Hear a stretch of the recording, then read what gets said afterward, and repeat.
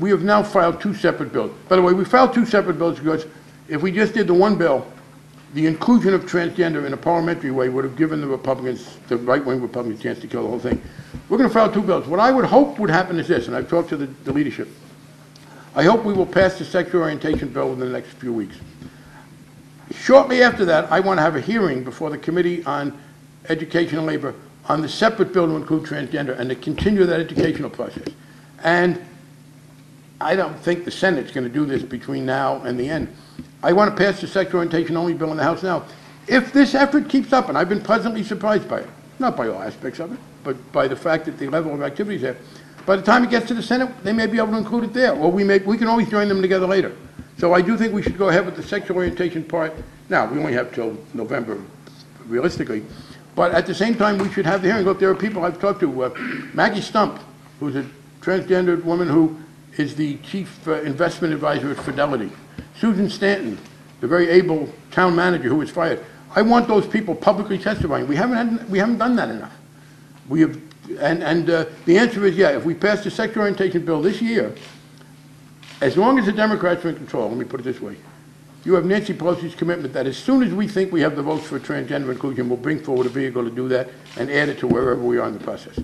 But is there a way to get transgender people, and you name 2 prominent people, to get to where there's an agreement on the strategy so that a certain segment of the I wish there was, but there doesn't appear to be. And you haven't, I mean, in reaching out to people, not one person would stand by with you. A few would. Look, you know, politics, one of the things I find interesting about this kind of work is that a lot of advocates are critical of members of my profession for not standing up on tough issues, and they're right.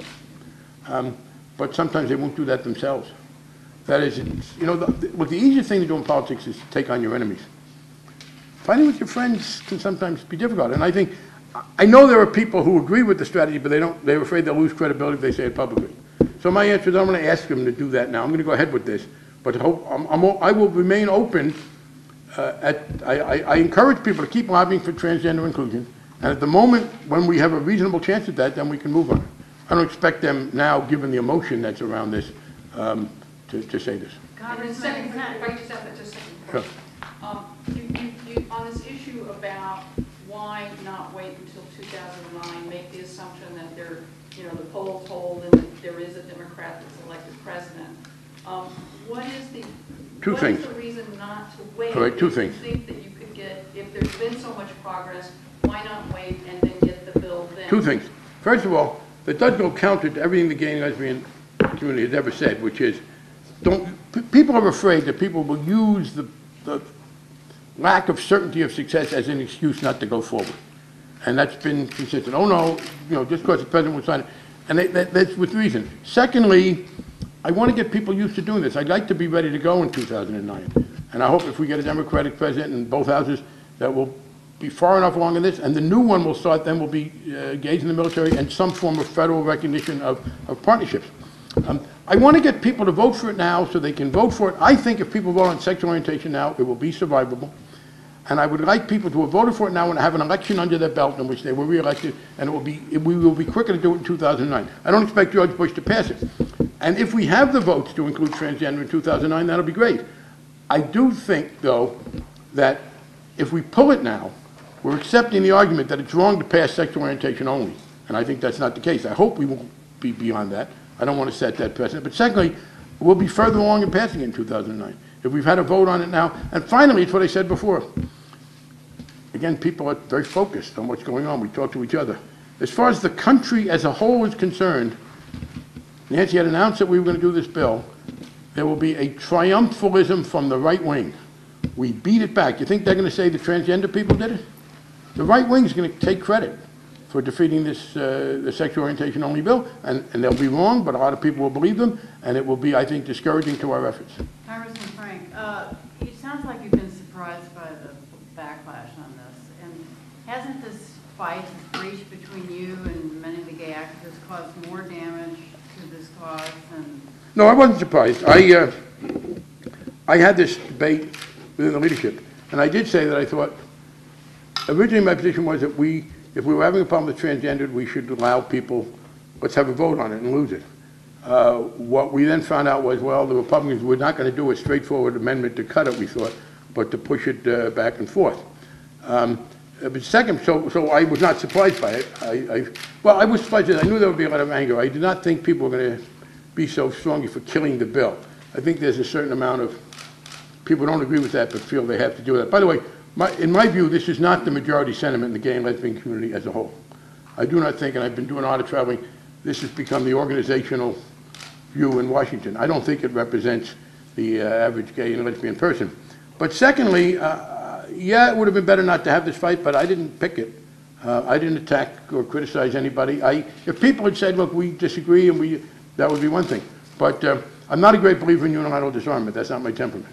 And I think being passive in the face of attacks is a mistake. But I also believe, and sometimes you've got to take something on that can have negative short-term consequences to prevent it from being debilitating in the longer term. I think the kind of effort to veto any progress until it's absolute that we're now seeing from very committed people who believe in kind of ideological purity, that plagues American politics, that holds liberalism back in a number of areas. And I think it would be a great mistake to allow that to win in this case, and for people to say, oh, geez, I better not pick that fight. So, no, I do think, and I'll be honest with you, too, as a gay man who has been asking the majority of my straight colleagues, I'm about to say overwhelmingly straight. I'm not saying they're overwhelmingly straight. I'm saying the majority, an overwhelming majority of them are straight. I'm not trying to give them a number, but on the scale. But I have been asking these people to take tough decisions. In part, I'm there to try and deflect some of the heat from them. The notion that people, again, we have members of Congress who defeated Republican incumbents in districts that George Bush carried. And I'm asking them to vote for a bill to ban discrimination based on sexual orientation, which has been our community's primary goal for a long time. And the notion that they will then get attacked for doing that from our people is a terrible threat to my ability to continue to get support in the future. So I'm perfectly willing to let them holler at me and leave these other people alone, and I have to come to their defense. Mr. Frank,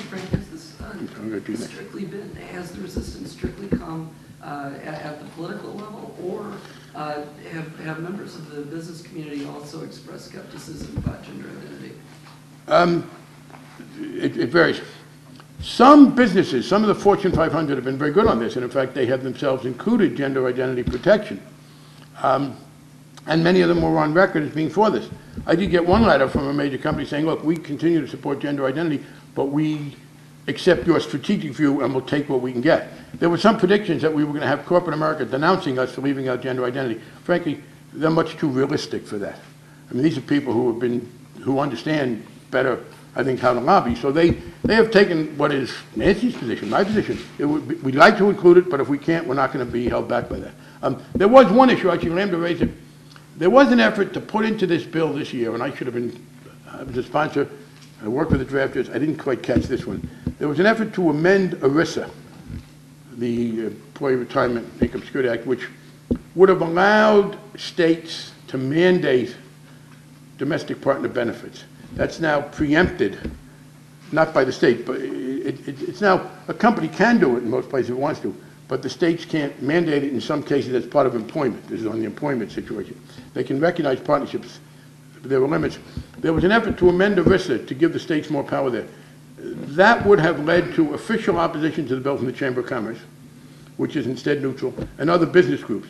So in that sense, yes, we did defer to the business community. We also deferred, we frankly tried in this bill to narrow the religious exemption. We have an exemption for religious groups. We tried to make it narrower. We were then told, okay, the Catholic Church, Orthodox Jewry, and several Protestant denominations, which would otherwise be neutral on the bill, will now come out against it. So the likelihood of our being able to pass a bill that was opposed by the Catholic Church, the Chamber of Commerce, et cetera, was not, so we changed both of those. Mr. Frank, can you tell me what's going to happen with your bill, your sexual orientation only bill now? Or do you have a date certain for a markup? That's up to the committee. I believe we will go ahead and mark it up, and I believe pass it on the floor of the House. That'll end it for the year. We'll see what happens in the Senate. The Senate isn't going to get to it this year, but on the other hand, the Senate isn't probably going to get to anything this year. So, why should this bill be any different? And